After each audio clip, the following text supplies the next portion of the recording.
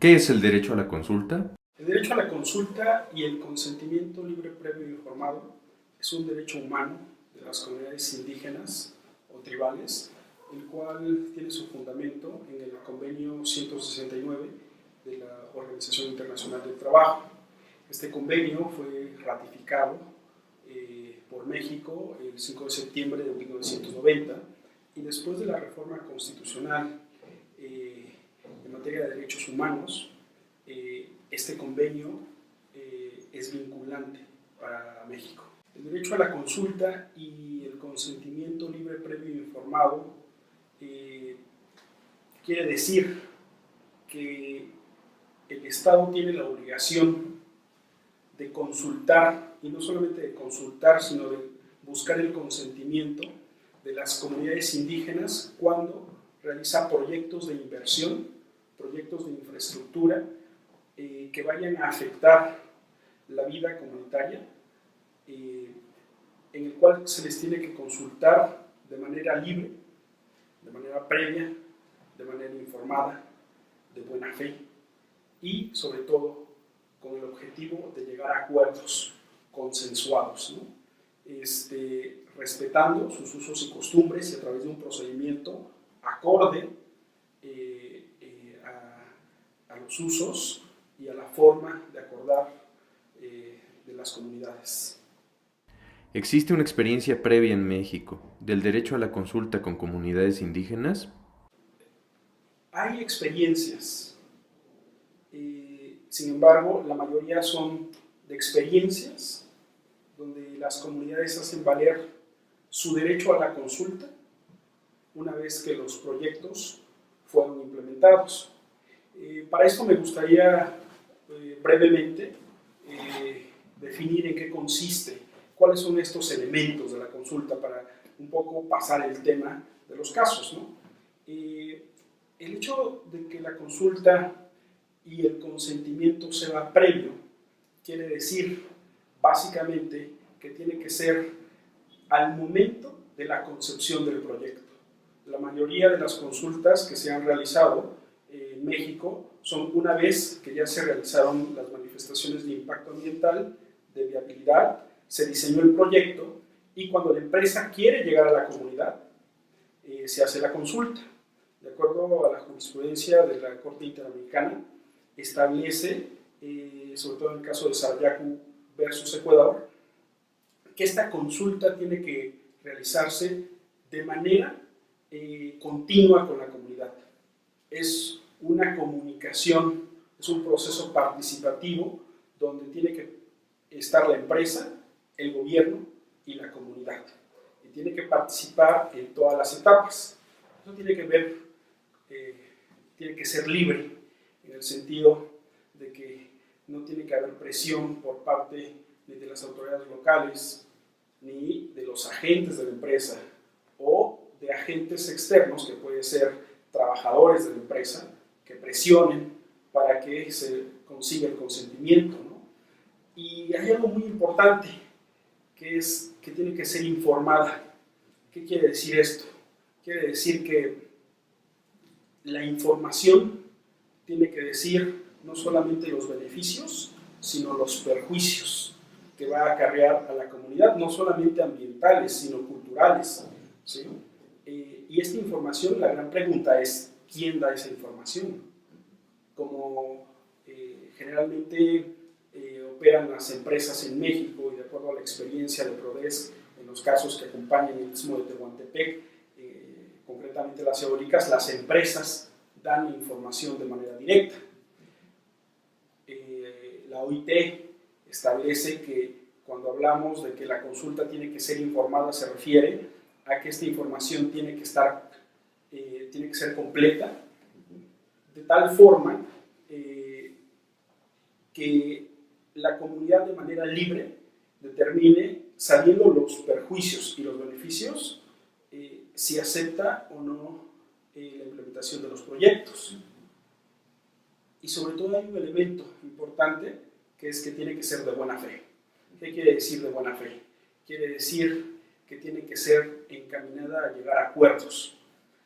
Ahora, si una empresa ya realizó el proyecto del análisis costo-beneficio, la manifestación de impacto ambiental, y ahora con la reforma energética social realizó el proyecto, y lo único que le hace falta es ejecutarlo. Solicitó los permisos, no es una consulta de buena fe, porque lo único que está buscando es legitimar este proceso a efecto de que pueda entrar en la comunidad, y únicamente la llaman al momento en que es necesario entrar en la comunidad.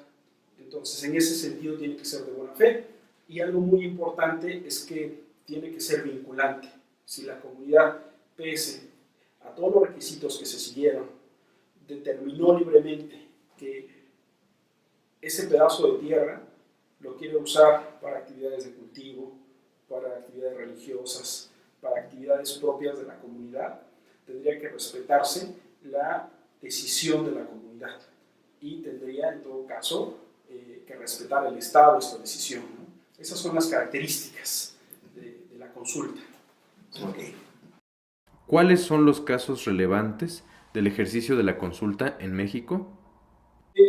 Hay muy pocos casos en México, ¿no? Sobre todo hay casos donde ya empezaron a implementarse los proyectos. En el caso de Juchitán, por ejemplo, solo hay un caso donde ya se realizó la consulta. En el caso del Espinal, la consulta fue favorable. Sin embargo, esta consulta se realizó no bajo los estándares del convenio 169 de la OIT, ¿no? Es decir, esa consulta se realizó una vez que ya había sido diseñado, implementado, una vez que ya se habían realizado todas las diligencias tendientes a la implementación de la consulta, ¿no? Donde la empresa directamente participó en ese proceso. Lamentablemente no tenemos, hay más casos donde se ha llevado consulta a posteriori, como en el caso de Tribu Yaqui, ¿no?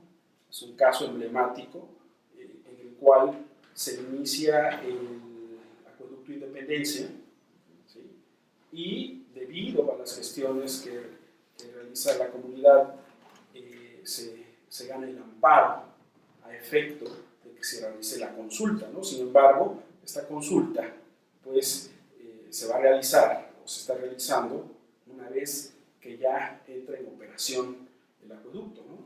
En el caso de los procesos que lleva la Organización de Derechos Humanos PRODESC, sobre todo en Juchitán de Zaragoza y en Unión Hidalgo, las empresas eólicas, en el caso de Unión Hidalgo, Demex, y en el caso de Juchitán, la empresa Mediosho, ya entraron en la comunidad.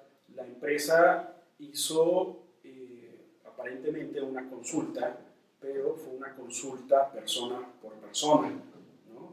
Fueron realizando contratos individuales, además de manera ilegítima, porque es una comunidad y es la comunidad la que tuvo que haber autorizado en una asamblea si estaba o no de acuerdo en que ingresara la empresa. En esos casos que se pretende realizar consultas a posteriori, lo que estamos viendo es que son ejemplos de malas prácticas de consultas que se pretenden realizar o que se realizaron, ¿no? Sobre todo porque las empresas dan información encaminadas a que los propietarios acepten rentar sus tierras, encaminadas a darles un supuesto beneficio económico. Y algo muy importante acá, el gran ausente en todos estos procesos ha sido el Estado, ¿no? La Organización Internacional del Trabajo establece que el organismo o la institución que tiene que garantizar esa consulta es el Estado, ¿no? Incluso en el caso de Sarayaku versus Ecuador, la Comisión Interamericana justamente habla claramente que no tiene que ser la empresa la que determine o la que realice la labor de información, ni siquiera la consulta. Y bueno, es un argumento que las empresas han usado, ¿no? Sobre todo en el sentido de que en ausencia de ese Estado, ellos realizan la consulta.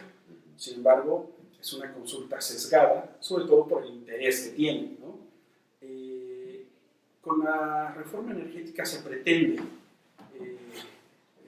arreglar este vacío legal. Sin embargo, ahí se determinó que sea la Secretaría de Economía, bueno, de Energía, perdón, la que determine esta consulta, ¿no? Siendo que hay dependencias, la CDI, la Comisión de Derechos Indígenas, pues la que tendría que ser la encargada, ¿no?